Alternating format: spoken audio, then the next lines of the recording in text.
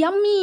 আজকে আমি বানাবো হচ্ছে লেচু মাখা। লেচু মাখা তোমরা কি কখনো খেয়েছো? যদি না খেয়ে থাকো তবে আকাইমা বড়ির এই পুরো রেসিপিটা মনোযোগ সহকারে দেখে নাও আর শিখে নাও মজাদার ইয়াম্মি ইয়াম্মি লেচু মাখা। আমিও কিন্তু জীবনের প্রথমবার লেচু মাখা বানাতে চলেছি, আর এটা কিন্তু আমি কারোর থেকে দেখিও নি, কপিও করিনি। এটা হচ্ছে তোমাদের আকাইমা বড়ির কামলা বেন থেকে আসা। তোমরা সবাই তো বলো নাম আকাইমা বড়ি হলেও নাকি কামের কামি করি। তো এই বিষয়টা আমার ভালোই লাগে। আমি আসলে ভিডিওর শুরুতে প্রচুর আকাম করতাম, কিন্তু আস্তে আস্তে শিখে গেছি।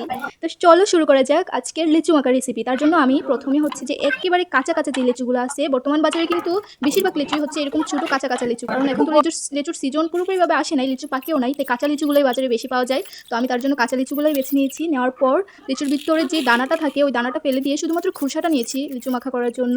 তো আমি প্রথমে খোসাটাকে কেটে কুটে ঠিক করে নিয়েছি। নেওয়ার পর আমি প্রথমে নিয়েছি কিছুটা তেঁতুল। তোমরা কে কে তেঁতুল খেতে ভালোবাসো? আমার কিন্তু তেঁতুল মাখা খুব ভালো লাগে। তেঁতুল মাখার রেসিপিটাও এখানে শিখে নিতে পারবা, শুধু লিচুগুলো অ্যাড না করলেই হবে। তোমরা তো দেখতেই পেলে আমি কিভাবে তেঁতুল মাখাটা করলাম। তেঁতুল মাখাটা আমার বাড়ির বাচ্চারাও কিন্তু আগে হাত পেতে নিয়ে নিয়েছিল। আসলে এত মজা হয়েছিল তেঁতুল মাখাটা, কি বলবো, মুখে লেগে আছে পুরো। তারপর তো লিচুগুলো অ্যাড করে দিলাম শুধু, আর বিশেষ কিছুই করতে হয়নি। তারপর অনেক মজা হয়েছে, ভর্তাটা মজা করে খেয়েছি। তোমরা কারা কারা খেতে চাও কমেন্টে বলো, আর নয়তো বা চলে আসো আকাইমা বুড়ির রান্নাঘরে।